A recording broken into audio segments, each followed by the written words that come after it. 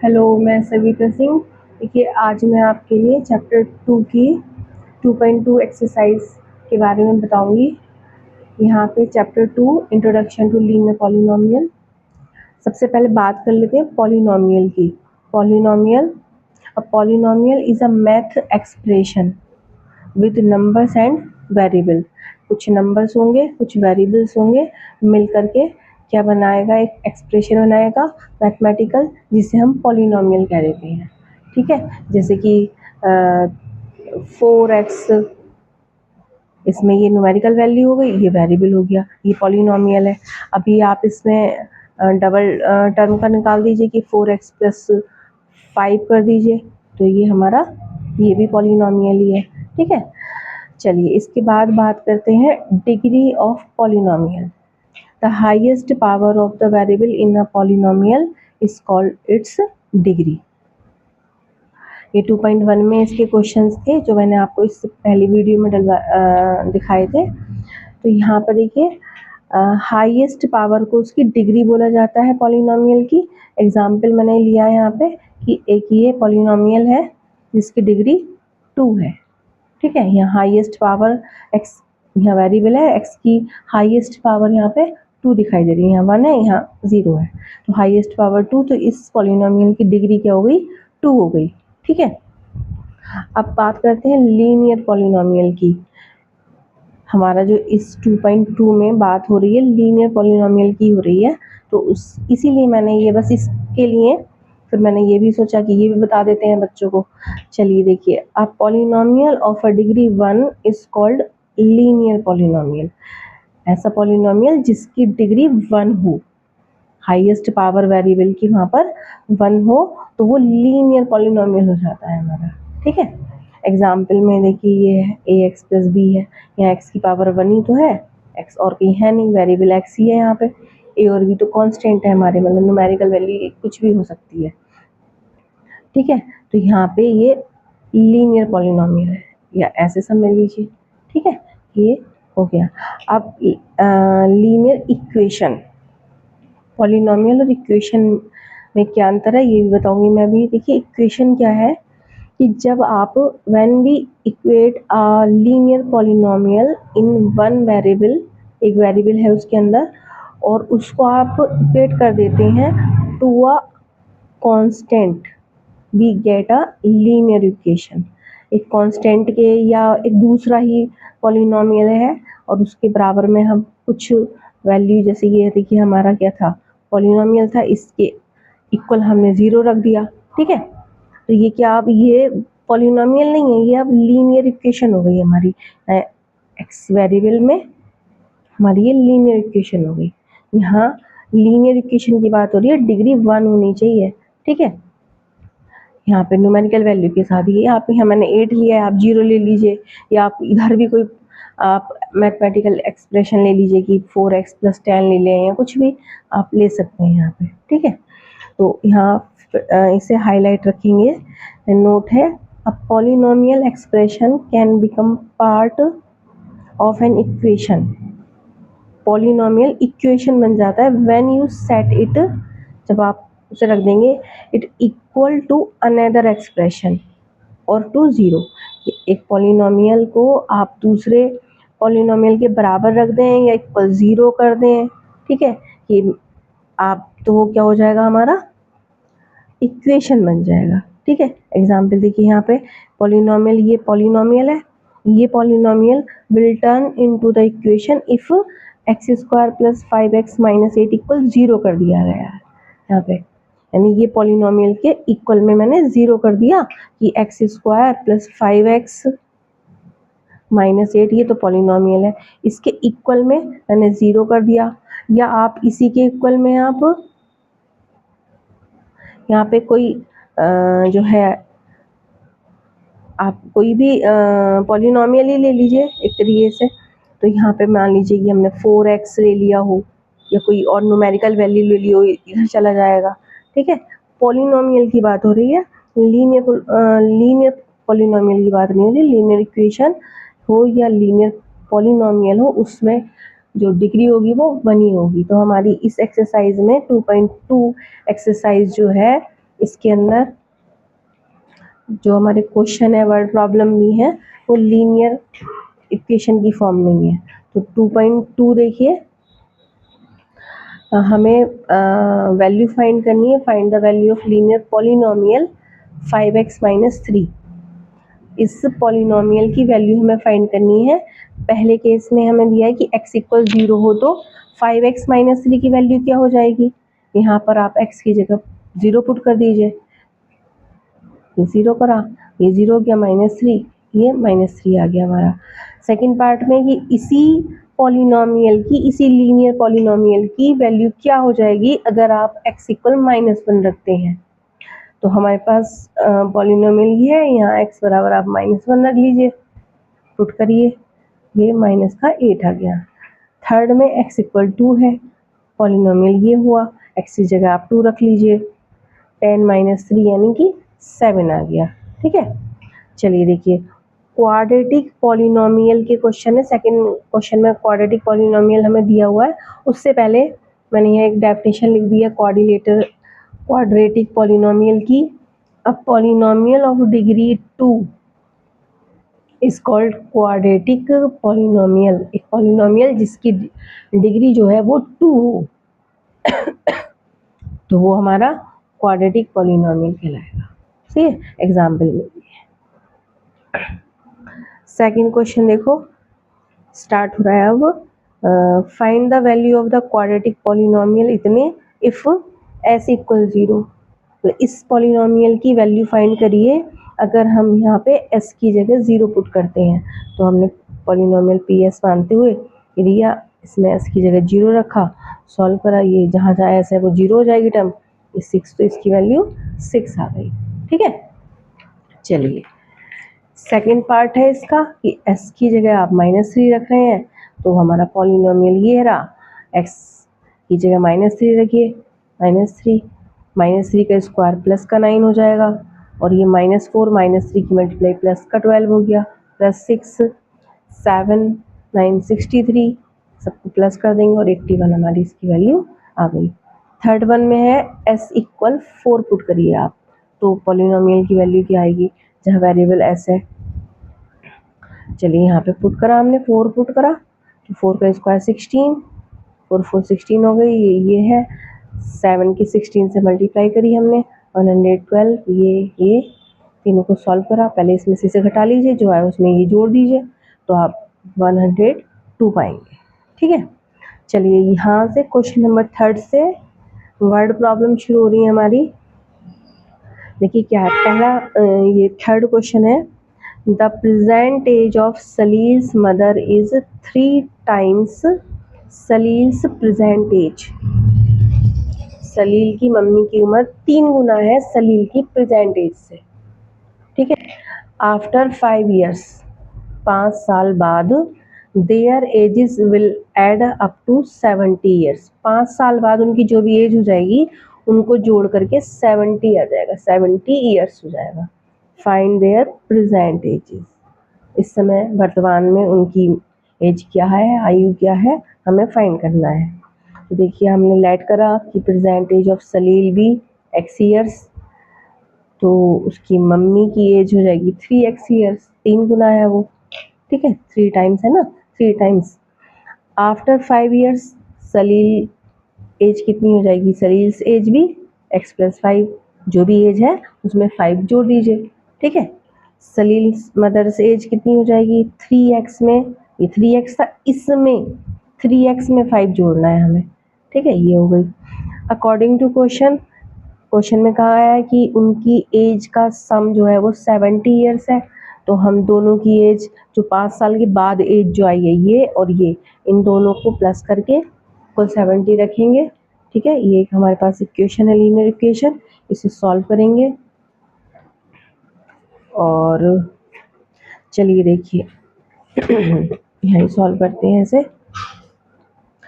4x + 10 = 70, 4x = 10 इधर चला जाएगा हमारा, 70 - 10, 4x = 60, तो x = 60/4, 4 से इसे कट कर लीजिए, 15, ये x इक्वल 15। तो हमने x क्या लेट करा था, सलील की एज लेट करी थी, तो इसलिए सलील्स एज भी age is 15 years present age, और Salil's mother's age is 3 into 15 equal 45 years. ठीक है, सलील जो है वो 15 ईयर का है और जो उसकी मदर है वो 45 ईयर्स की है। ठीक है, अब आप चेक भी कर सकते हैं इस क्वेश्चन को, देखिए वर्ड प्रॉब्लम है ये, आप इसे चेक कर लीजिए। 5 साल बाद क्या हो जाएगा, सलील जो है वो 20 साल का हो जाएगा और उसकी मम्मी कितने की हो जाएंगी, 50 ईयर्स की हो जाएंगी। तो दोनों को प्लस कर रहे हैं तो 70 आ रहा है, यानी हमें जो है इसके आंसर शीट देखने की कोई ज़रूरत नहीं है, और इसका हमने जो ये कैलकुलेशन करी है, सॉल्व करा है, ये बिल्कुल हमारा सही आंसर है। ठीक है, यस। और ये देखिए इसमें ये 3 गुना भी हो रहे हैं, है ना, कि 15 3 45। यस बच्चों, चलिए नेक्स्ट क्वेश्चन पे चलते हैं। इसके बाद आइए question number 4, important question, I think so कि ये इम्पॉर्टेंट क्वेश्चन है। क्यों है वो भी बताऊंगी मैं अभी आपको। The difference between two positive integers is 63। The ratio of the two integers is 2:5। Find the two integers. Positive integers का जिक्र हो रहा है। Positive integers means natural number ही होता है।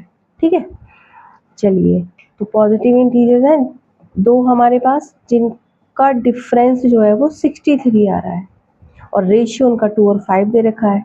तो हमने वो इंटीजर्स जो है वो लेट करे कि वो x और y होंगे। अब हमें इनका रेशियो कितना दिया है, इंटीजर्स का 2:5 दिया है, तो हमने x y का रेशियो 2:5 के साथ हमने यहाँ रख लिया। जब भी रेशियो का क्वेश्चन आप करें तो एक वेरिएबल लें, क्वेश्चन इजी हो जाता है। तो देखिए, now take a variable m, हमने एक वेरिएबल m ले लिया यहाँ पे। ठीक है, तो x देखिए हम ये मान के चलेंगे कि x जो है वो छोटा है y से। ठीक है, मान के क्या चलेंगे, साफ दिख रहा है हमें। ठीक है, देखिए यहाँ x इक्वल 2m है और ये y इक्वल क्या है 5m है, तो साफ पता चल रहा है कि x जो है वो छोटा है y से।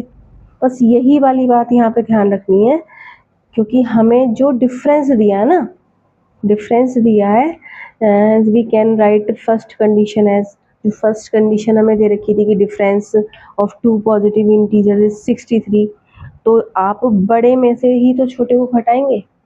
ठीक है, वो y minus x equal 63, y की वैल्यू 5m है, x की वैल्यू 2m है, इक्वल 63। बस जिसे ये बात समझ में आ गई वो सही कर आएगा क्वेश्चन को।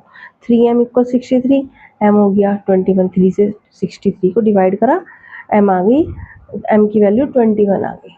ठीक है, अब हमें m नहीं निकालना, हमें तो x और y निकालने। x क्या था हमारा 2m है, तो 2 इंटू 21 42, और y इक्वल 5m है, यानी 5 इंटू 21 105।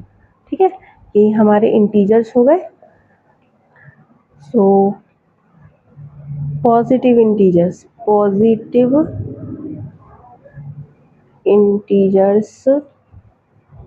are 42 and 105। दोनों कंडीशन यहाँ पे सेटिस्फाई हो रही होंगी, आप चेक कर सकते हैं। ठीक है, तो चेक करिए, देखिए दोनों का डिफरेंस 105 में से 42 को आप माइनस करिए तो कितना आ रहा है 63। पहली कंडीशन सेटिस्फाई हो गई। रेशियो को अगर आप चेक करें तो 42/105। ठीक, आप जो है इन्हें कट करिए, यहाँ पर 2 से कर लीजिए 21, और नहीं सॉरी 2 से नहीं होगा, 3 से कर लीजिए। यह हमारा क्या था, हमने ये 21 से कर सकते हैं, 21 से ये 2 टाइम और 21 से ये 5 टाइम, तो 2:5 आ रहा है। ठीक है, तो दोनों कंडीशन हमारी सेटिस्फाई हो रही है, यानी कि इसका डिफरेंस 63 आ रहा है, रेशियो 2 और 5 का आ रहा है।